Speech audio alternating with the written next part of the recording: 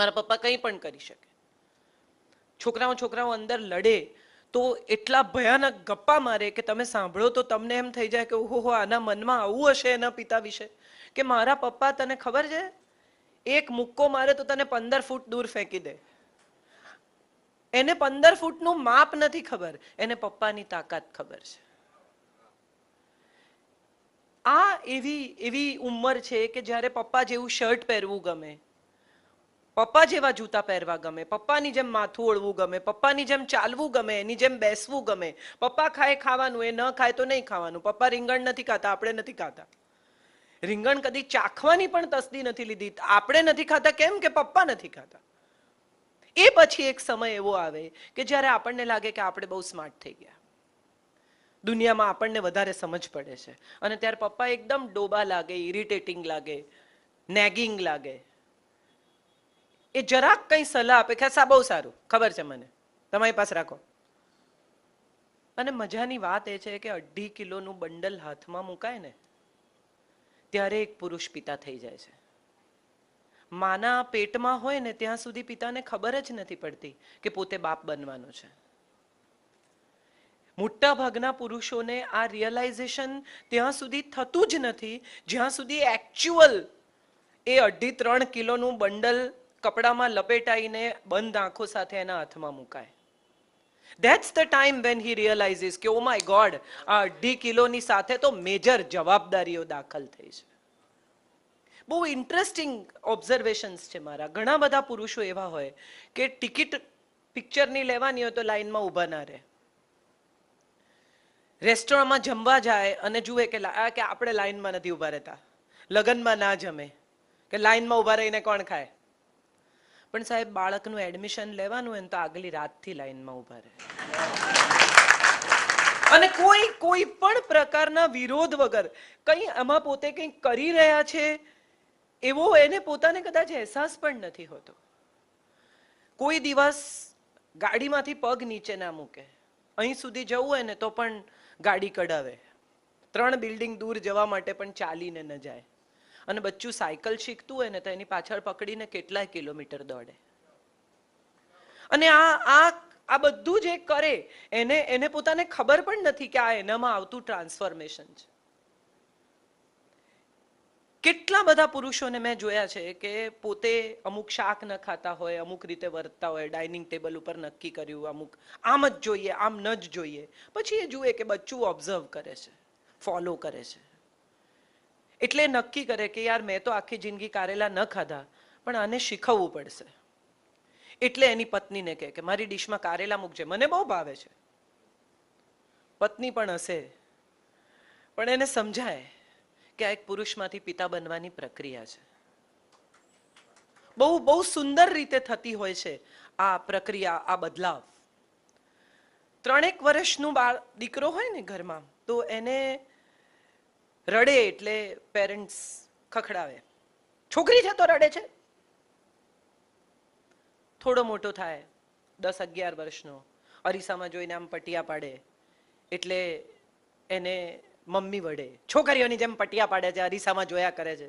થોડો હજી મોટો થાય એટલે વહાલ કરવા આવે માને કે ભેટે કે ખોળામાં બેસે કે શું છોકરીઓની જેમ ચોંટાચોંટ કરે છે.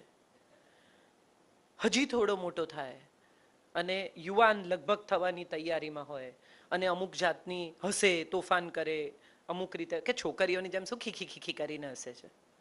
અને પછી 25 વર્ષનો થાય, 26 વર્ષનો થાય, લગ્ન થાય એટલે પત્ની સૌથી પહેલી ફરિયાદ કરે કે તમે તો એક્સપ્રેસિવ જ નથી.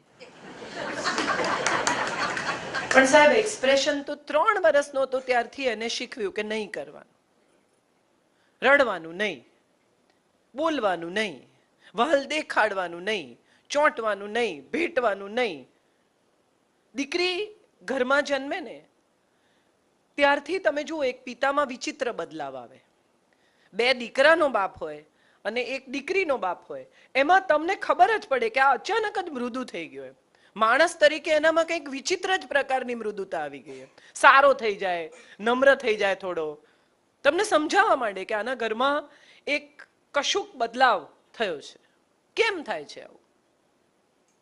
પુરુષની અંદર જે સ્ત્રૈણ ભાવ છે, આપણે બધા જ જાણીએ છીએ કે એક થોડું સ્ત્રીત્વ અને થોડું પુરુષત્વ મળીને એક આખું તત્વ બને છે. એની અંદરનું જે સ્ત્રૈણ ભાવ છે, જે આજ સુધી કોઈ દિવસ કોઈના પર એક્સપ્રેસ જ નથી થયો, એ અચાનક એક્સપ્રેસ કરવાની એને જગ્યા મળી જાય છે. મેં એવા એવા ટાવરિંગ ઈગો જોયા છે એની દીકરીના નેલ પોલિશ કરતા 2.5 વર્ષની, અને દીકરી એને ખખડાવે કે સરખી રીતે કરો, આવી રીતે નહીં કરવાનો. અને મને ખબર છે એમ કે હા બેટા લાવ કરી આપું સરખી રીતે, આપણે ભૂસીને ફરી કરીએ.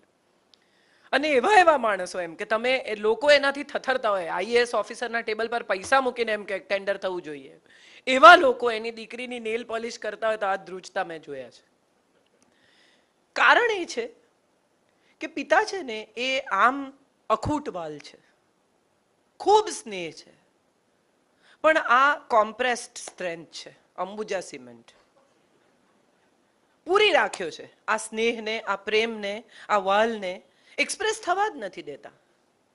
અને માને મજા એ છે કે કોળિયા ભરાવે ને, ગીતો ગાય ને, અલરડા ગાય ને, મોટું કરે ને, બાળોતિયા બદલાવે ને, માને એટલી બધી તક મળે છે પોતાનો સ્નેહ વ્યક્ત કરવાની. જો કે હવેના પિતાઓ બધા બહુ જ સરસ છે. હું જોઉં છું આ યુથ ના જે ફાધર્સ છે બધા, એ તો ડાયપર બી બદલાવે ને, રાખે ખરા ને, ખવડાવે ખરા. હમણાં થોડા દિવસ પહેલા જ હું હૈદરાબાદથી આવતી હતી, 2.5 કલાકની ફ્લાઇટ, અને પતિ પત્ની અને સાથે 2.5-3 મહિનાનું બાળક, આઈ એમ શ્યોર એનાથી મોટું નહીં હોય.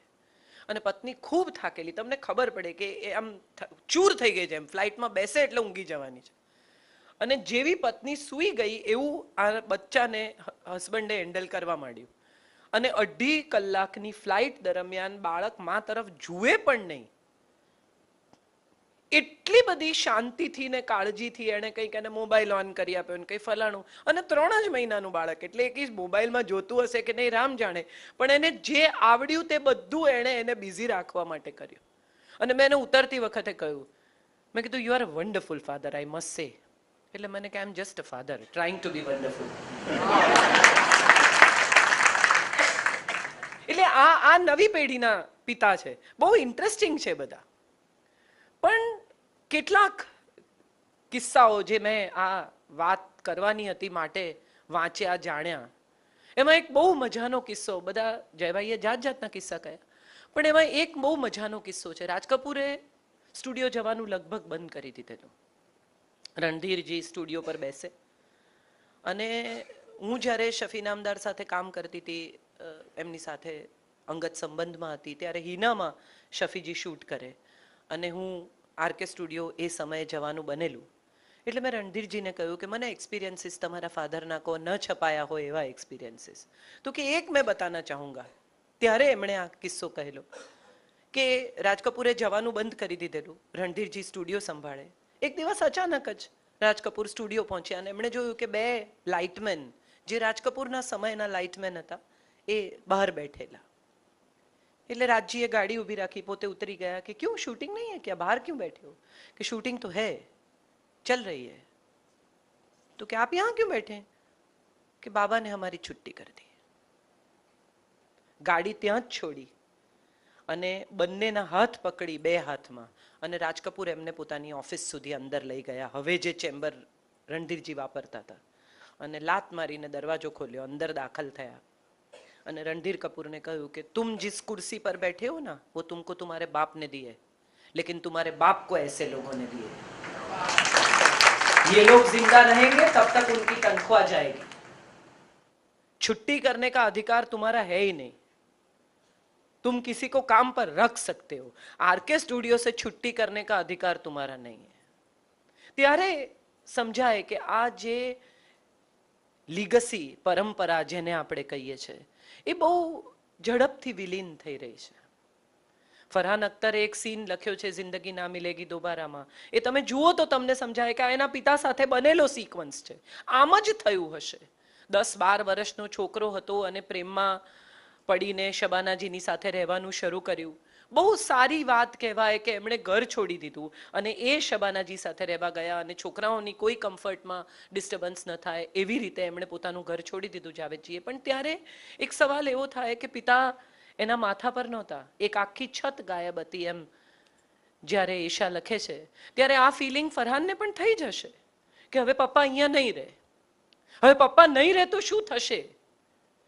એ સવાલ સાથે, એ પીડા સાથે મોટા થયેલા સંતાનો ક્યાંક ને ક્યાંક કશેક ને કશેક પોતાના પિતાને હેટ કરે છે. ગમે તેટલા સફળ થાય, ગમે તે કરે, પણ એનો એક ખૂણો અધૂરો રહી જાય છે. સાહિર લુધિયાનવી 9 ભાઈ બહેનો અને એના પિતા મહારાક્ષસ, સામેવાળા ઉપર એને એટલો બધો ગુસ્સો કે પોતાના દીકરાનું નામ એણે સામેવાળાના નામ પરથી પાડ્યું અને એને મારે કોઈ કારણ વગર. અને મારે ત્યારે એવું કે લેતો જાય. એટલે કોઈકના પરનો ગુસ્સો જ્યારે પોતાના બાળક પર, અને સાહિરના મધર એમના લીગલી વેડેડ પત્ની નહીં. એક દિવસ એવો આવ્યો કે માં ઘર છોડીને જતી હતી, મોટી હવેલી, અને માએ કહ્યું કે બેટે તુમ યહીં રહો, તારી સગવડ અહીં જ સચવાશે. મને ખબર નથી હું તને મારી સાથે રાખી શકીશ કે નહીં, હું શું કરીશ એની પણ મને ખબર નથી. ત્યારે સાહિરે માનો હાથ પકડ્યો, એકવાર પાછળ ફરીને હવેલી તરફ જોયું ને ચાલવા માંડ્યું. ત્યારે સમજાય કે પિતા એ દરેક વખતે બહુ અદ્ભુત વ્યક્તિત્વ જ છે, પિતા દરેક વખતે સાચા જ છે, પિતા દરેક વખતે સ્નેહની સરવાણી જ છે. ના, કેટલાક પિતા આજે પણ આપણે ફરીને જોઈએ તો ઇતિહાસમાં એમણે એક એવી લીટી દોરી છે કે જે ભૂંસાતી નથી. માણસના મનમાંથી પણ નહીં, એના જીવનમાંથી પણ નહીં, ને એના વર્તનમાંથી પણ નહીં. ફ્રાન્સ કાફકાએ એના પિતાને પત્રો લખ્યા છે. એમાં એણે લખ્યું છે કે તમે ટેબલ પર બેસીને અવાજ કરો તો વાંધો નહીં, હું કરું તો એ જંગલિયત છે. તમે નખ કાપો તો વાંધો નહીં, હું નખ કાપું તો એ બાર્બેરિયન પ્રવૃત્તિ છે. એટલે આ પણ બાળ ઉછેરના બહુ મહત્વના મુદ્દા છે. માત્ર અહોરૂપમ અહોધ્વનિ પિતા વિશે કરવાનો મારો આશય નથી. હું એ પ્રકારની વાત સામાન્ય રીતે કરતી નથી. વાત મારે એ કરવી છે કે બાળ ઉછેરમાં પિતાનું મહત્વ શું. Dear father, who is a dear father? How can you become a dear father? How can you not become a father who is hated or whom you don't want to talk about? આપણે કેટલા બધા સંતાનોને ઓળખીએ છીએ કે એના પિતા વિશે એને વાત જ ના કરવી હોય. તમે જેટલી વખત એને ત્યાં લઈ આવો ત્યાંથી એ ભાગે કે મારે પપ્પા વિશે વાત નથી કરવી, મારે માત્ર મમ્મી વિશે વાત કરવી છે. એવું કેમ થાય છે સંતાનના ઉછેરમાં? કદાચ બહુ શાંતિથી વિચારીએ અને સાયકોલોજીમાં ઊંડા ઉતરીએ અને વિજ્ઞાનમાં ઊંડા ઉતરીએ તો સમજાય કે પુરુષ સામાન્ય રીતે પોતાનો સ્પર્મ આપીને ભૂલી જાય છે. સ્ત્રી એને 9 મહિના પોતાના શરીર સાથે, પોતાના આત્મા સાથે, પોતાની તમામ અસ્તિત્વ સાથે વીંટળાયેલું રાખે છે.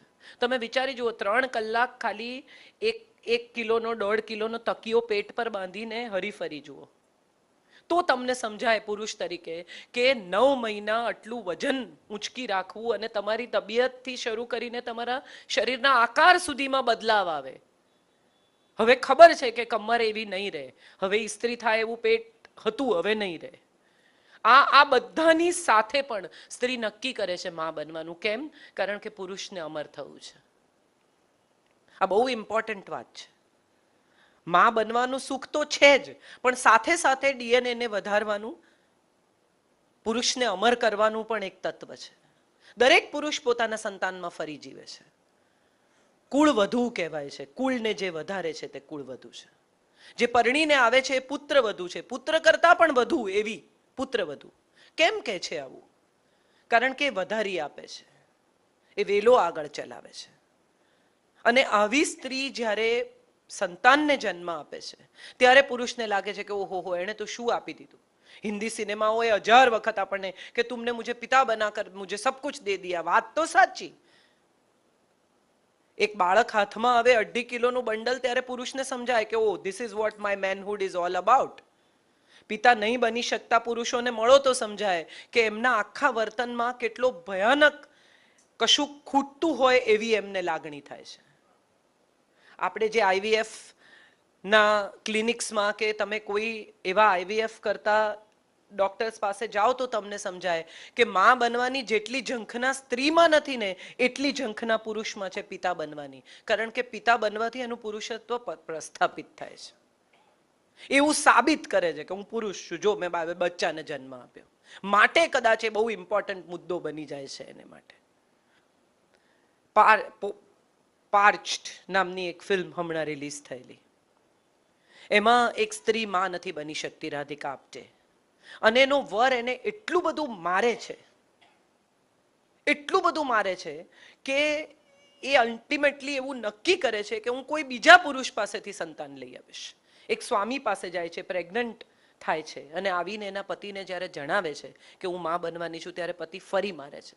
કારણ કે પતિએ તો રિપોર્ટ્સ કરાવ્યા છે, એને ખબર છે કે પિતા બની શકે એમ નથી. આ કથાઓ આપણી આસપાસ જ છે, ક્યાંય દૂર નથી. આ બધી જ કથાઓ આપણી નજીકમાં જ બનતી રહી છે. મહાભારત સુધી લંબાય છે આ પિતૃત્વની કથા. ચિત્રાંગદ અને વિચિત્ર વીર્યનું તો મૃત્યુ થાય છે. સત્યવતી એવું વચન લીધેલું ભીષ્મ પાસેથી કે હવે લગ્ન નહીં કરે, એ સંતાનને જન્મ નહીં આપે તો વંશવેલો કેવી રીતે ચાલે. પરાશર મુનિથી જન્મેલો દીકરો વેદવ્યાસ આવે છે અને નિયોગ કરે છે. એનો અર્થ એમ થયો કે બ્લડ લાઈન તો અહીંયા પૂરી થાય છે. આ તો પરાશર મુનિનો દીકરો આવ્યો ને જેણે જન્મ આપ્યો. બ્લડ લાઈન ક્યાં છે હવે? કુરુવંશ તો અહીંયા પૂરો થયો. ચિત્રાંગદ અને વિચિત્ર વીર્યના મૃત્યુ સાથે કુરુવંશ પૂરો થયો છે. હવે જે આવીને નિયોગ કરીને બાળકોને જન્મ આપે છે એ તો સ્ત્રીની બ્લડ લાઈન શરૂ થઈ. અંબિકા અને અંબાલિકાના સંતાનો છે આ તો. આ ક્યાં કુરુવંશના સંતાનો છે? અને એમાંથી જન્મેલા ધૃતરાષ્ટ્ર, પાંડુ અને વિદુર. અંબિકાને એક રાત્રે નથી જવું માટે પોતાની દાસીને મોકલે છે અને દાસી સંપૂર્ણ શ્રદ્ધા સાથે, સંપૂર્ણ સ્નેહ સાથે સમર્પણ કરે છે અને માટે એનો દીકરો વેદવ્યાસનો વિદુર અત્યંત બુદ્ધિશાળી, અત્યંત સારો માણસ જન્મે છે, કારણ કે અત્યંત સ્નેહથી સમર્પણ કરે છે. અંબિકા આંખો મીચી લે છે માટે એનું બાળક આંધળું છે અને અંબાલિકા ધ્રુજે છે, પીળી પડી જાય છે કારણ કે એને આ નથી કરવું માટે એનો દીકરો પાંડુ છે. એનાથી આગળ વધીને જ્યારે આપણે વિચારીએ ત્યારે સમજાય કે માદ્રી સાથેના લગ્ન પછી પાંડુને શાપ છે કે એ જો કોઈ પણ વાર સ્ત્રી સાથે સંભોગ કરશે તો એનું મૃત્યુ થશે. માદ્રીને જુએ છે, આકર્ષાય છે, સંભોગ કરવા જાય છે, પાંડુનું મૃત્યુ થાય છે અને કુંતી પૂછે છે કે હું 5 મારી પાસે મંત્ર છે દુર્વાસાએ આપેલા, હું જો એમનું આહવાન કરું તો દેવો આવે અને મને સંતાન આપે, તમે પરમિશન આપો તો હું કરું. તો આ પાંડુ પુત્રો પણ નથી. એક તો ધર્મરાજનો દીકરો છે, એક ઇન્દ્રનો દીકરો છે, એક વાયુપુત્ર છે ને 2 અશ્વિની કુમારોના દીકરા છે. તો આ કયું ધર્મયુદ્ધ છે? કઈ લેન્ડ પર કોનો અધિકાર છે? હસ્તિનાપુરનું યુદ્ધ જો કૃષ્ણ ધર્મયુદ્ધ કહેતા હોય તો બ્લડ લાઈન તો છે જ નહીં, એમના દીકરા જ નથી. મારે પિતૃત્વની આ કથાની વાત કરવી છે કે પિતૃત્વ એટલે માત્ર સ્પર્મ આપીને પોતાના શરીરમાંથી, પોતાના અસ્તિત્વમાંથી જન્મ આપનાર પિતા કે ઉછેરનાર પિતા? પિતા જે અપબ્રિંગિંગ આપે એવા પણ પિતા હોય છે. દરેક વખતે જરૂરી નથી કે એમનું સંતાન હોય, પણ કેટલીક વાર સંતાન ન હોય એવા બાળકોને પણ એટલું અદ્ભુત અપબ્રિંગિંગ મળે કે એને પોતાના પિતાને ભૂલી જવાની ઈચ્છા થાય અને આને જ પિતા તરીકે યાદ રાખવાની ઈચ્છા થાય. અને એનો સૌથી મોટો દાખલો આપણી પાસે છે નંદ બાબા. કૃષ્ણએ કોઈ દિવસ પોતાના પિતા તરીકે બીજા કોઈને મેન્શન પણ કર્યા હોય એવું આપણને યાદ નથી. અને સાહેબ, યશોદા માં અને યશોદાએ પારકાના બાળકને ઉછેર્યું ને યશોદા ને દેવકીની કથાઓ, કોઈએ કોઈ દિવસ નંદનું કોન્ટ્રીબ્યુશન તો યાદ જ કર્યું નથી. કોઈએ કોઈ દિવસ એવું વિચાર્યું જ નહીં કે જ્યારે કૃષ્ણ ગયા ત્યારે યશોદા રડ્યા અને ફલાણું થયું ને એમને દુઃખ થયું ને એમને વિરહ થયો. નંદની હાલત પણ દશરથથી જરાય સારી નહીં હોય. એને માટે પણ આ દીકરો એટલો જ ઇમ્પોર્ટન્ટ હતો જેટલો મા માટે હતો. લોક કથાઓમાં, લોક વાર્તાઓમાં એક બહુ જ સુંદર ભજન છે, તમે રે નંદજી ગોકુળ સંચરો, ઉતરવો છે જમુનાજીનો ઘાટ જો. આમ આદિવાસી લોકો, ડાંગના આદિવાસી લોકો આ ભજનને જુદા ઢાળમાં ગાય છે. પણ આ ભજન બહુ ઇન્ટરેસ્ટિંગ એટલા માટે છે કે નંદ એને છેક યમુનાના ઘાટ સુધી વળાવવા જાય છે ને પછી કૃષ્ણ કહે છે કે હવે પાછા વળી જાઓ, હવે અહીંથી વધારે તમે મારી સાથે નહીં આવી શકો. એ ભજનની એક એક કડી એ હું માનું છું મેન ટુ મેન ટોક છે. It is a son talking to a father. મારી માને નહીં હોય ગોઠતું કે યશોદાજી જોતા હશે વાટ, તમે રે નંદજી ગોકુળ સંચર. બહુ જ સુંદર ભજન છે આ. એક પિતા પુત્રનો સંબંધ બહુ ઓછો અનસંગ સંબંધ છે. જયે બહુ સાચું કહ્યું. દીકરી સાથેના સંબંધમાં આપણે બધા બહુ એકદમ ગદગદ થઈ જઈએ, દીકરી વાલનો દરિયો, દીકરી ફલાણો, દીકરી આમ ને દીકરી તેમ ને. પણ દીકરો ટીનેજ થવા માંડે ને સાહેબ, એટલે ઘરમાં બે પુરુષો થઈ જાય. પછી મેન ટુ મેન હોય, બે પુરુષો એકબીજાની સાથે ડીલ કરે. પછી બાપ દીકરો એકબીજાની સાથે ડીલ નથી કરતા. એક ઈગો શીખી રહેલો દીકરો અને એક ઈગો શીખી ગયેલો બાપ, આ બે જણા સામ સામે ટકરાય. અને એમાં મજાની વાત એ છે કે માં જે પોતાની આખી, એને માટે તો પિતા પણ સેમ છે અને પુત્ર પણ સેમ છે. મોગલે આઝમમાં પૂછે છે, તુમે બેટા ચાહીએ યા સુહાગ? શું જવાબ આપે માં? બહુ બહુ અદ્ભુત લાઈન લખી છે કે નક્કી કર, તને દીકરો જોઈએ છે કે તને you want to live with me? Harilal વખતે પણ ગાંધીએ પૂછ્યું હતું કે તારે જવું હોય તો જઈને રહે. કસ્તુરબાએ કેટલો સુંદર પત્ર લખ્યો છે, તારા સમાચાર મળ્યા કરે છે, જાણીને દુઃખ થાય છે. આ પત્ર કોઈ વાંચે તો સમજાય કે એક માં કેટલી વેદનામાંથી પસાર થાય છે. જે પિતા પોતે અમુક ઉંમરે છેલ બટાઓ, રોમિયો વગેરે વગેરે સિરપાઓ પામી ચૂક્યા હોય, જે પિતા કોલેજમાં લેડી કિલર કહેવાતા હોય, પછીની ઉંમરે પણ ખૂબ દેખાવડા હોય, પાર્ટીમાં જાન હોય, એને ત્યાં દીકરી મોટી થવા માંડે ને સાહેબ, પછી તમે એનું વર્તન જુઓ તો તમને સમજાય. ક્યાં જાય છે, કેટલા વાગે આવીશ? એ કોણ છે? ફાધર ઓફ અ બ્રાઇડ નામની એક બહુ અદ્ભુત ફિલ્મ આવેલી. કોઈ ફિલ્મમાં એવું કશું જ નહોતું જે આપણે નથી જાણતા, પણ એ ફિલ્મને જે રીતે કહેવામાં આવેલી ને, જગતના કોઈ પણ માણસની આંખો ભીની કરી શકે એવી એ ફિલ્મ હતી. એક દીકરી લગ્ન કરવાનું નક્કી કરે છે, પોતાના બોયફ્રેન્ડ લઈને પિતા પાસે આવે છે અને કહે છે કે આ છોકરો છે, મારે આની જોડે પરણવું છે. અને પિતાને એ છોકરામાં માત્ર ભૂલો દેખાય છે. એને પૂછે છે કે તું શું કરે છે? તો કે હું સેલ્ફ એમ્પ્લોયડ છું. એટલે ધેટ મીન્સ અનએમ્પ્લોયડ છે. આ પહેલું first conversation between two of them. અને એ પછી દરેક વખતે જેટલી વાર પેલો જમાઈ કંઈ પણ કરવાનો પ્રયત્ન કરે તો પિતા એનાથી બેટર કંઈ કરવાનો પ્રયત્ન કરે, પુરવાર કરવાનો પ્રયત્ન કરે કે હું બેટર છું, હું બેટર છું, હું બેટર છું. અને એક એવી ક્ષણ આવે છે કે જ્યારે માં એને બેસાડીને સમજાવે છે કે તું શું કરે છે એ સમજે છે. અને એ પછી દીકરીના બર્થડેના દિવસે જમાઈ મિક્સર ભેટ આપે છે દીકરીને. અને દીકરી ભડકે છે અને એને કહે છે આ મિક્સર કોઈ આપે? મૂર્ખ! પણ એ સલાહ આપે જ આપેલી કે તું એને મિક્સર આપ, બ્લાઇન્ડર આપ, એટલે બ્લેન્ડર. એટલે એ તો હવે જમાઈ તો બેફલ્ડ છે કે આણે કે શું ગમશે એવું બિચારો એ તો ભોળા ભાવે પૂછવા ગયેલો. અને બાપે કહ્યું કે એને બ્લેન્ડર આપ. એટલે પ્રિયતમાને લગ્ન નક્કી થયાની પહેલી બર્થડે પર શું આપે? તો કે બ્લેન્ડર. એટલે પેલીનું મગજ ફટક્યું ને પ્રિયતમાએ કકળાટ કર્યો ને પત્નીએ કે આપણે બસ હવે આ તારામાં બુદ્ધિ જ નથી, મારે તારી જોડ નથી પરણવું. અને લગ્ન તોડી નાખ્યા, વીટી બીટી પાછી આપી દીધી. અને પેલો છોકરો એકલો બારમાં બેસીને શરાબ પીએ છે ત્યારે બાપ જાય છે, એની સાથે બેસે છે અને એને કહે છે મારી ભૂલ છે, હું એટલો બધો પોઝેસિવ છું મારી દીકરી વિશે કે એનો પ્રેમ કોઈ બીજો પુરુષ વહેંચી શકે એ મારા માટે કલ્પનાની બહારની વાત છે. પણ હું એવું નહીં કરું, હું આ સેટલ કરીશ.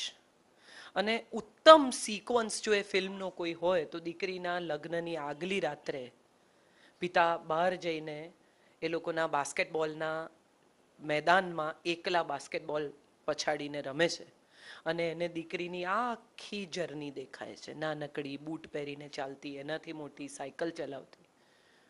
ત્યારે સમજાય કે એક પિતા કદાચ બહુ પોઝેસિવ હોય, એક પિતા ખોટી સલાહ પણ આપે, એક પિતા લગ્ન તોડાવી નાખવાની પણ ઈચ્છા કરી શકે, પણ એક પિતા ક્યારેય પિતા મટતો નથી. એની અંદર એક પોઝેસિવ પુરુષ એકવાર જાગી પણ જાય તો પિતા આવીને કહે છે કે ભાઈ પાછલી સીટમાં હું ગાડી ચલાવીશ, પિતા હું છું. પુરુષને પાછળ મોકલવાની કળા આવડે છે પિતાને. આવું મેં હંમેશા જોયું છે. અને તમે જુઓ દરેક વખતે દીકરા સામે હોય, દીકરી સામે હોય, ભલભલા ઇગોઇસ્ટિક બાપને મેં ઘૂંટણિયા ટેકવતા જોયા છે.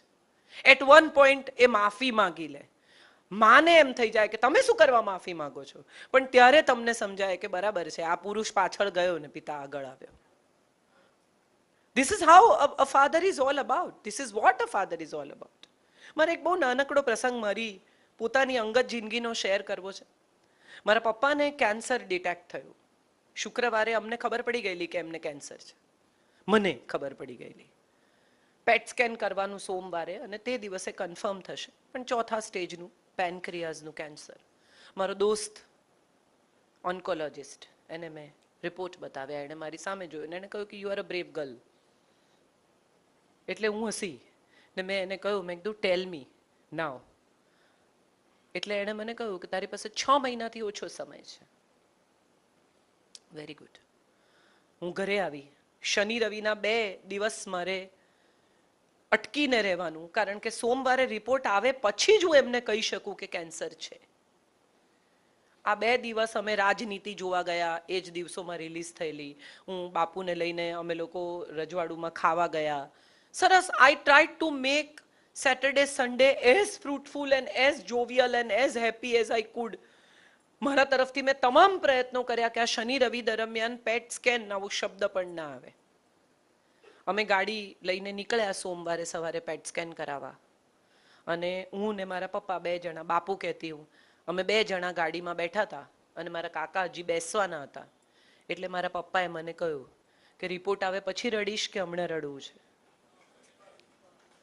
હું હજી પણ એ પળ યાદ કરું છું ત્યારે મને સમજાય છે કે તમે કંઈ પણ કરો, જેનો ડીએનએ તમારામાં વહે છે એ તમને નથી ઓળખતા એવું માનવાની ભૂલ ન કરવી. એ બધું જ સમજે છે, એ બધું જ જાણે છે. એનો પ્રયાસ ખાલી એટલો હોય છે કે એ તમારો ભ્રમ અકબંધ રાખે. કારણ કે તમારો ભ્રમ તોડે તો તમને તકલીફ થશે એવી પણ એને ખબર છે.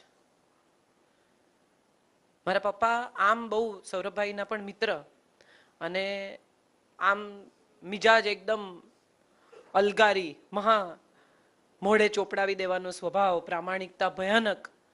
લગભગ 32 નોકરીઓ બદલી, શહેરો બદલ્યા. સવારે કામ કરવા જાય ઓફિસે ત્યારે અમને ખબર ના હોય કે પાછા આવશે ત્યારે નોકરીમાં ચાલુ હશે કે નહીં. એમ એ શેઠને કાઢી મૂકે, શેઠ એને શું કાઢે, એવો સ્વભાવ. એમાં માધવસિંહભાઈ ચીફ મિનિસ્ટર, અને એક દિવસ ડાઇનિંગ ટેબલ પર બેસીને કંઈ લખતા હતા. ઉપર શર્ટ ન પહેરે, નીચે ખાલી શોર્ટ્સ પહેરે ને ચશ્મા પહેરે, કંઈ લખતા હતા. ને માધવસિંહભાઈના ડ્રાઈવર આવ્યા અને એકદમ અદબથી આમ ઊભા રહ્યા. ને એટલે મારા પપ્પાએ પૂછ્યું આમ શું છે? એટલે ડ્રાઈવરે કહ્યું કે સાહેબ આપને બહુ યાદ કરે છે. એટલે ચશ્મા આમ સરખા કરીને કહે છે કે કેજે સાહેબને હું પણ બહુ યાદ કરું છું. આવો માણસ. અમે પેટ સ્કેનનો રિપોર્ટ લઈને આવ્યા, પથારીમાં સૂતા, અને મને કહે છે મારા ખાતામાં 30,000 રૂપિયા છે અને 3 લાખ રૂપિયાનો મેડિક્લેમ છે. તમારે દવા કરવી હોય તો કરો, બાકી હું તો આમ પણ મરી જ જવાનો છું. એટલે અમને સમજાયું નહીં કે આ પરિસ્થિતિમાં રિએક્ટ કેવી રીતે થવાનું. હસવું આના ઉપર કે રડવું, દુઃખી થવું, એમની સાથે ઝઘડવું, શું કરવું? કે આટલું બધું કમાયા, કશું બચાવ્યું નહીં. તમને સમજણ નથી પડતી? આ તો બધા વહી ગયેલા પાણી હતા. હવે ચીસો પાડવાનો, રડવાનો, કકળવાનો કોઈ અર્થ જ નહોતો. અને એ પછી શરૂ થઈ એક મેરેથોન 3.5-4 મહિનાની રેસ અગેન્સ્ટ ટાઈમ. મારો તમામ પ્રયત્ન એવો કે એમને બચાવી લઉં, અને મારી અંદરથી ખબર કે બચવાના નથી. અને એની અંદર રોજ સાંજે અમારે ઘરે પાર્ટી થાય, મિત્રો આવે, દારૂ પીવાય, ખવાય. રોજ એક દિવસ સેવપુરી ને એક દિવસ ઇડલી સાંભાર ને એક દિવસ પાવભાજી થાય. અને રોજ સાંજે સૂતી વખતે હું એમની પાસે બેસવા જાઉં, બધા જતા રહે પછી, એટલે મને એક જ વાત કહે, મને જમીન પર સુવડાવતા નહીં, મને ફૂલ ચડાવતા નહીં, મને કોરા કપડાં પહેરાવતા નહીં, દીવો કરતા નહીં. એટલે લગભગ રોજ આ ચાલ્યું 4-5 દિવસ. એટલે એક દિવસ મેં કહ્યું, મેં એકદમ સમજી ગઈ છું, મને ગોખાઈ ગયું છે. એટલે 1 સેકન્ડ મારી સામે જોઈ રહ્યા, અને પછી મને કહે છે બીજું તો કંઈ વિલ કરી શકું એમ નથી. Sometimes I feel that we all have our parents in us. આજે સિદ્ધાર્થને એનો ચહેરો દેખાય છે ને, ક્યાંક રમેશભાઈ તમારામાં જીવતા જ હશે. અને તમને અચાનક જ ખબર પડે કે આ તો હું પપ્પા જેવું વર્ત્યો, અથવા આ તો હું પપ્પા જેવું વર્તી. આ બહુ ઇન્ટરેસ્ટિંગ શોધ હોય છે પોતાના વિશેની. જે વસ્તુઓ તમે નકારી હોય ને, કે પપ્પાને બહુ ટેવ યાર બધાને બોલાવી લે જમવા, ટોળું ભેગું કર્યા કરે દર અઠવાડિયે. અચાનક થોડાક મહિનાઓ વર્ષો પછી તમારા વાળ ધોળા થવા લાગે ત્યારે તમને રિયલાઇઝ થાય કે તમે પણ શનિ રવિ લોકોને બોલાવતા થઈ ગયા છો. જે વસ્તુઓ વિશે તમે બૂમો પાડીને વિરોધ કર્યો હોય, જે વસ્તુઓ વિશે તમે એમ કહ્યું કે બહુ પહોળા થાવ છો, બધાને પૈસા આપો છો, તમને જરૂર પડશે ત્યારે ખબર પડશે, થોડાક જ વર્ષો પછી તમને ખબર પડે કે તમે પણ એટલી જ આસાનીથી લોકોને પૈસા આપી દો છો.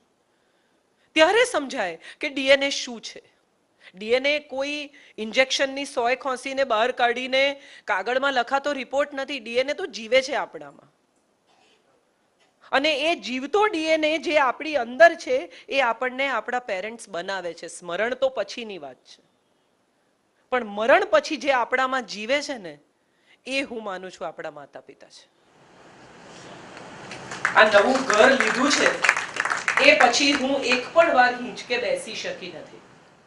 માત્ર એક જ કારણ કે મને એમ જ લાગે કે એ હોત તો અહીં જ બેસતા હોત, આ એમની જગ્યા છે. બહુ ઇન્ટરેસ્ટિંગ હોય છે આ ઓબ્ઝર્વેશન્સ, આ ફિલિંગ્સ, આમાંથી પસાર થવાની ક્ષણો. હમણાં 22મી જાન્યુઆરીએ I lost my father in law. બહુ અંગત વાત છે છતાં મારે શેર કરવી જોઈએ કે મારા ફાધર ઇન લો સાથેના મારા સંબંધો was more than my father. એટલે હું જે પપ્પાને ન કહી શકું એ હું મારા સસરાને કહી શકું, એટલી બધી દોસ્તી. પહેલી ગાડી લીધી ત્યારે મેં જઈને એમને કીધું કે લો સેલ મારો. ગાડીના ભયાનક શોખીન, એટલે સેલ માર્યો ગાડીનો. અને મને કહે છે કે જોરદાર ગાડી છે, આમ તેમ ફલાણું, કે સંજયના પીઠાચું કરનાર છે. ત્યારે તમને આ બોન્ડ સમજાય. હું પુત્રવધુ નહોતી, હું દીકરી જ હતી. સંજય મારા વરનું નામ છે, એટલે એમના પોતાના દીકરાને ના આપતી, નહીં તો ઠાચરું કરી નાખશે. હું પુત્રી જ હતી, પુત્રવધુ નહોતી. હું અઠવાડિયું ન ગઈ હોઉં તો ફોન આવે, શું ઈદના ચાંદ, બહુ પૈસા બનાવો છો. હવે એ નંબર હું ડિલીટ કરી શકી નથી. હજી પણ મને ઘણીવાર એમ થાય કે કદાચ ફોન આવે, કદાચ પૂછે. કેટલા બધા સંબંધો આપણી જિંદગીમાં પિતૃતુલ્ય હોય છે. મારે એના વિશે પણ વાત કરવી છે. જે જન્મ આપે, ઉછેરે, ભણાવે, મોટા કરે એ તો મા બાપ હોય જ છે, પણ એ સિવાયના લોકો પણ હોય છે કે જે તમારી અંદર કશુંક ચમચી ચમચી ઉમેરે છે. તમે જે કંઈ છો એમાં એ લોકોનો પણ બહુ મોટો ફાળો હોય છે. આપણે સ્વીકારીએ ક્યારેક, ક્યારેક ન સ્વીકારીએ. મારા પપ્પા સાથે મારા ભયાનક ઈગો પ્રોબ્લેમના સંબંધો. અમારા દરરોજ ઉઠીને એક બાબતે ઝઘડો થાય. એ મોદી વિશે કંઈ બોલે એટલે હું કહું કે જો બધી વાત સાચી, પણ એ કરે છે ને કામ, તમારા માધવસિંહભાઈએ ના કર્યું ને, એટલે ત્યારે એ ગુસ્સે થાય. રિવરફ્રન્ટ બનતો તો હું રિવરફ્રન્ટનું પીઆર કરતી હતી ત્યારે મને કે આટલા બધા લોકો વિસ્થાપિત થઈ જશે, આમ થશે. અરે મેં કીધું રિલોકેટ કરે છે. અરે રિલોકેટ એમને જ્યાં થવું છે ત્યાં કરે છે. આવા બધા ઝઘડા અમારે થાય.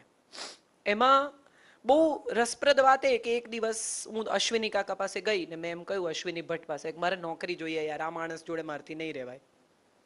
એક્ઝેક્ટલી આવું. એટલે અશ્વિની કાકાએ કહ્યું કે સુનિલ ગાવસ્કર ગામમાં છે, જ્યાં ઇન્ટરવ્યુ કરી આવ તો સંદેશમાં તારી નોકરી પાકી. કોઈ ક્લુ નહીં. હું આજે પણ ક્રિકેટ નથી જોતી. મને ક્રિકેટમાં 1% રસ નથી, આજે પણ નહીં. એટલે કેમ શું થયું? એટલે સુનિલ ગાવસ્કરનો ઇન્ટરવ્યુ કરવાનો, બસ એનાથી વધારે આપણી સામે કોઈ ગોલ નહીં. ગમે તેમ કરીને ઇધર ઉધર કરીને ઓળખાણ કાઢીને પહોંચીને, એ વખતે કર્ણાવતી હોટેલ હતી અમદાવાદમાં, ત્યાં બધા ઉતરતા, ત્યાં જઈને સુનિલ ગાવસ્કરને પકડ્યા અને એનો ઇન્ટરવ્યુ કર્યો. ફોટોગ્રાફર પણ લઈ ગઈ દોસ્ત મારો કે તું ભાઈ ફોટા પાડ, આ લોકો તો માનશે નહીં. બધું પૂરું કરીને સાંજે 5, 5:30 વાગે મેં ઇન્ટરવ્યુ લખીને આપ્યો. હવે અશ્વિની કાકાનો વારો. એમણે ગેલી બદલી છેલ્લી ઘડીએ, અને સૌથી પહેલી બાયલાઈન પહેલા જ ઇન્ટરવ્યુની કાજલ ઓઝા દ્વારા સવારે શેઠે એમને બોલાવીને તતડાયા, પણ મારી નોકરી થઈ ગઈ. એ પછી 800 રૂપિયા પગાર. દૂરદર્શનમાં અપ્લાય કર્યું, ન્યૂઝ વાંચતી થઈ. ત્યાંથી પૈસા આવે 150 રૂપિયા દર અઠવાડિયે, ચિક્કાર પૈસા આવે. એટલે I started showing it to my father કે મારી પાસે પૈસા છે, મને શું છે, તમને શું, હું વાપરું મારે જેમ વાપરવા એમ, મારે જેમ કરવું એમ કરવું, તમે કોણ?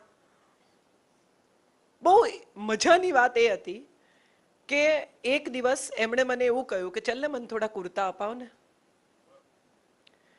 એટલે મેં એમને કીધું જાઓ તમે લઈ આવો, તમને તમારી પાસે તો છે પૈસા. કે ના પણ મારે તારા પૈસા લેવા છે. અમે ગયા, એમને માટે કુર્તા લીધા, બધું લીધું, પછી પાછા બહાર નીકળતા હતા એટલે મેં એમને કહ્યું, મેં કીધું હવે મને એમ સમજાવો કે આ બધું કર્યાનું તાત્પર્ય શું?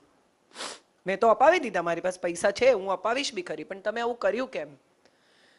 તો કે તને રોજ એવું થાય છે ને કે તારે મારા પૈસા નથી વાપરવા, તો હું તારા વાપરું, મને એવા ઈગો પ્રોબ્લેમ નથી. મને એવા ઈગો પ્રોબ્લેમ નથી, હું તારા પૈસા વાપરું, ચાલ ને ભાઈ, આપણે એમ રાખીએ. બહુ બહુ મજાની રિલેશનશિપ મેં માણી છે મારા પિતા સાથે. અને મેં જોયું છે કે એક પિતા જ્યારે મિત્ર થઈ જાય અમુક ઉંમરે, ત્યારે એ તમારી સાથે કેટલું બધું શેર કરે, કેટલું બધું આપી શકે. તથાગત અને મારા પપ્પા 2 જણા પિક્ચર જોવા જાય. Tathagat must have been what 4 years 5 years old. એને લઈને મારા બાપુ પિક્ચર જોવા જાય. પછી હું તથાગતને પૈસા આપું કે કોલ્ડ, 5 વર્ષનો, કે બાપુને કોલ્ડ કોફી ભાવે છે, તું પીવડાવજે. એટલે તથાગત બહુ જ ઉત્સાહપૂર્વક એમને કે મને પૈસા આપ્યા છે. એટલે બાપુ એને કે મને પણ આપ્યા છે. આ પિતા હોય છે. દરેક વખતે આપણે જ્યારે પિતાનો વિચાર કરીએ ત્યારે એ કોઈ માળી છે, કોઈ અમુક છે, કોઈ તમુક છે, એ સિવાય પણ એક રોલ હોય છે એનો, અને એ રોલ હોય છે મેન્ટરનો. આ મેન્ટરનો રોલ જે પિતા પરફેક્ટલી ભજવે ને, હું માનું છું એમના સંતાનોએ જિંદગીભર ક્યારેય ફરિયાદ કરવી નથી પડતી, અને એમના પિતાએ કોઈ દિવસ એવી ફરિયાદ કરવી નથી પડતી કે મારા સંતાનો કશું કરતા નથી. હેનરી ફોર્ડની એક બહુ જાણીતી કથા છે કે એક હોટેલમાં હેનરી ફોર્ડ નીચે ઉતરે ઇકોનોમી રૂમમાં, ને એનો દીકરો ઉપર સ્વીટમાં રહે. મેનેજર એક દિવસ એને પૂછ્યું કે સાહેબ, તમે તો હાવ આવી જગ્યાએ રહો છો, નાના રૂમમાં, અને તમારો છોકરો ઉપર સ્વીટમાં જલસા કરે છે. એટલે હેનરી ફોર્ડે હસીને કહ્યું કે એના બાપનું નામ હેનરી ફોર્ડ છે, મારા બાપનું નામ નથી. મોટા ભાગના પિતા પોતાને પડેલા અભાવ, પોતે કરેલા સંઘર્ષ, પોતે ભોગવેલી તમામ અસુવિધાઓ પોતાના બાળકને યાદ કરાવવામાં કોઈક વિચિત્ર પ્રકારનો સંતોષ લે છે. ખબર નથી શું છે આ, કઈ સાયકોલોજી છે. અમારી પાસે તો 2 જ શર્ટ હતા. અરે પણ તો એમાં એનો શું વાંક? તમારી પાસે 2 શર્ટ હતા એમાં તમારા સંતાનનો કોઈ વાંક જ નથી, તમારા પિતાનો વાંક છે. Go back, fight with him, don't fight with your child. તમારા બાળકને તમે 22 શર્ટ આપ્યા છે ને મજાથી પહેરે છે, તો એ જોઈને આનંદ કરો.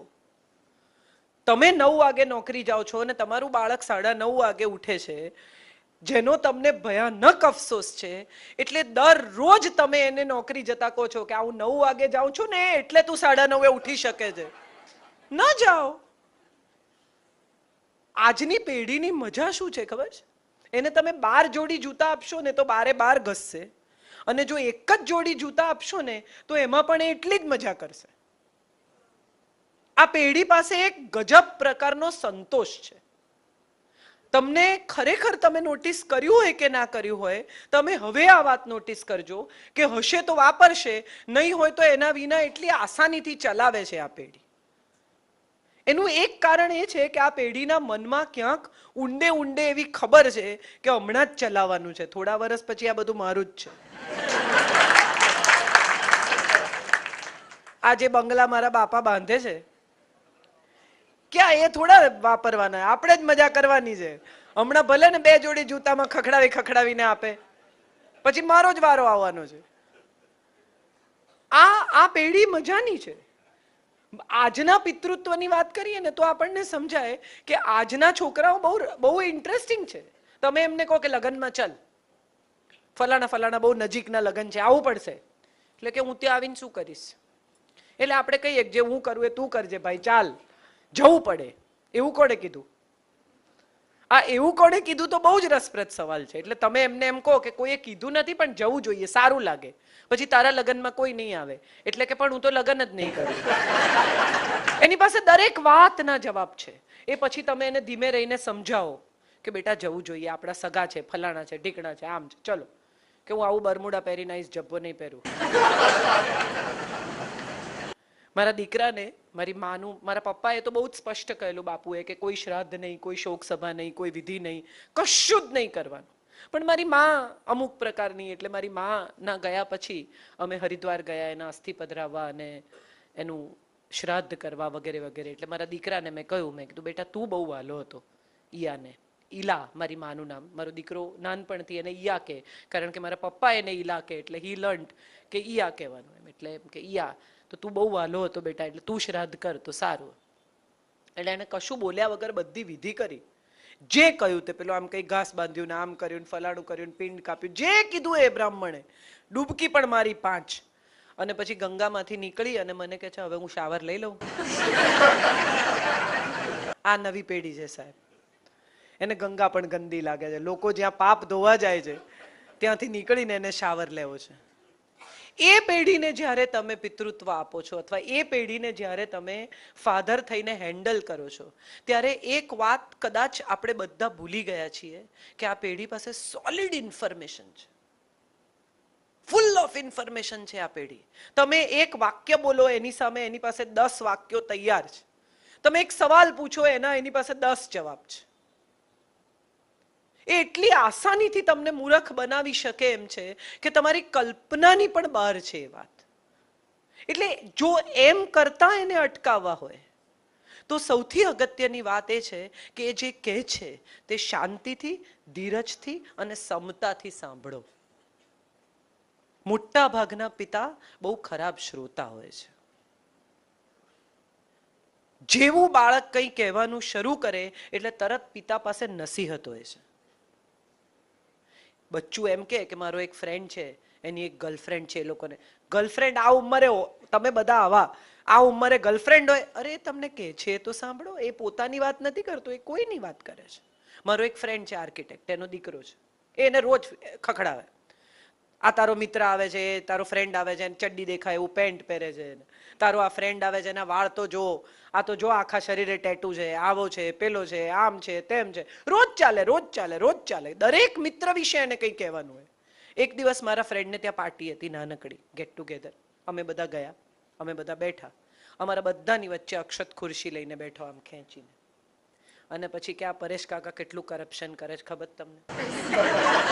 આ કાજલ આંટી પોતાની જાતને શું સમજે છે, આ ફલાણા આવા છે, આ ઢીકણા તેવા છે. એટલે my friend lost his temper and he said કે આવી રીતે વાત કરે છે મારા મિત્રો સાથે, કે તમે રોજ મારા મિત્રો સાથે આવી રીતે વાત કરો છો.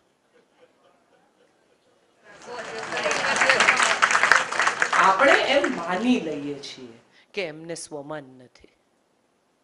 એક પિતાએ જો સૌથી પહેલા કંઈ કરવાનું હોય ને તો એ સંતાનના સ્વમાનને ઉછેરવાનું છે. અને એમાં ક્યારેય ખખડાવીને, તતડાવીને, ઉતારી પાડીને, ડોબા જેવો છે, અક્કલ વગરનો છે, જિદ્દી છે, ઢોર જેવો છે, આ વાક્યો એટલા સ્વાભાવિક રીતે ગુજરાતી ઘરોમાં વપરાય છે કે આ જ વાક્યો સ્ટોર કરી ફિક્સ ડિપોઝિટની જેમ અને પછી એ છોકરા પિતા પર વાપરે છે. એને બદલે જો એ પિતા કશું બીજું ફિક્સ ડિપોઝિટમાં મૂકે કે બેટા એમ ન કરે તો ન ચાલે, વિચારી જો. એક બહુ સરસ દાખલો તમારી સાથે શેર કરવો છે. હું માં છું, પિતા નથી, છતાંય હું કેવું પિતાની જેમ વર્તી એ મારે બ્રેગ કરવું છે.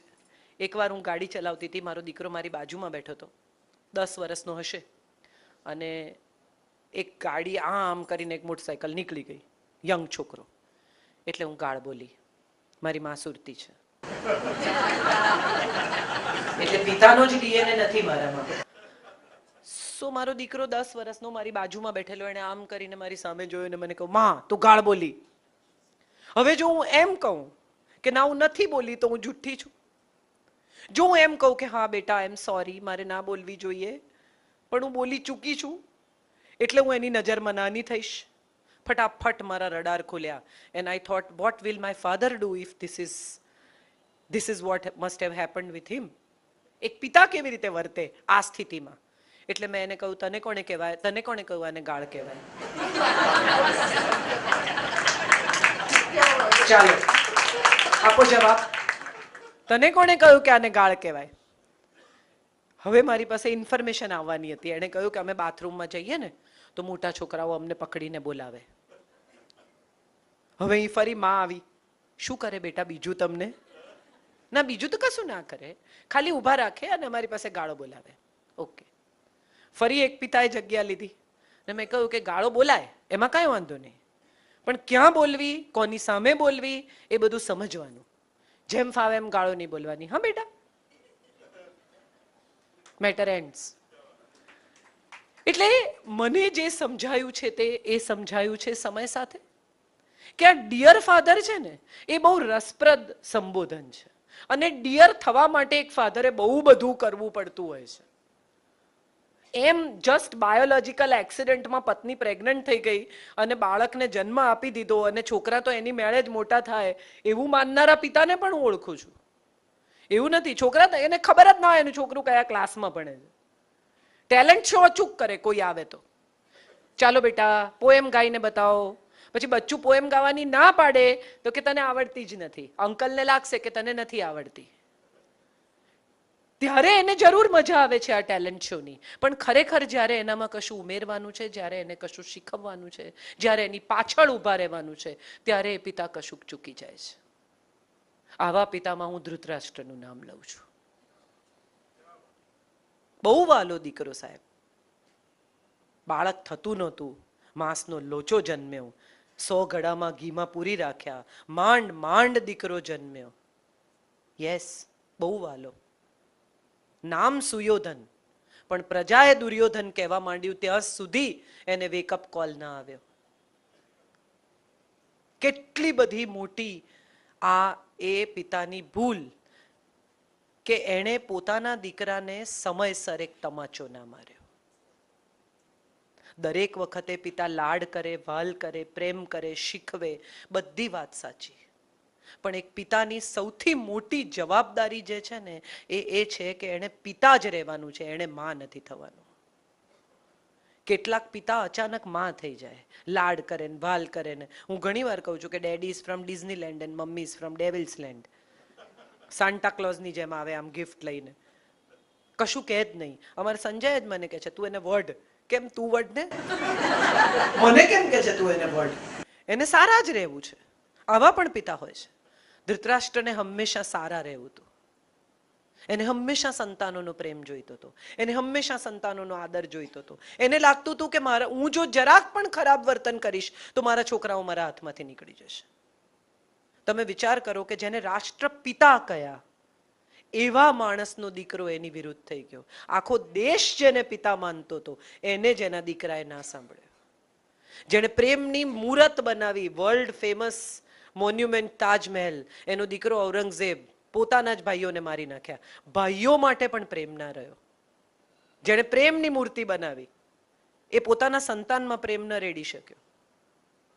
કૃષ્ણનો દીકરો સાંબ, સત્યભામાનો દીકરો, એટલો બધો વાલો કે સાંબને કશું કહ્યું જ નહીં. અને એક દિવસ એવો આવ્યો કે જ્યારે સાંબ અને બીજા યાદવો દારૂ પીને દુર્વાસા પાસે ગયા અને દુર્વાસાની પાસે જઈને સાંબ સ્ત્રી વેશે દુર્વાસાને પૂછે છે કે આના પેટમાં બાળક છે, શું અવતરશે? અને ત્યારે દુર્વાસા શાપ આપે છે કે એને મૂષળ અવતરશે અને એ મૂષળે યાદવોનો નાશ થશે. કૃષ્ણનો દીકરો કારણ છે યાદવોના નાશનો.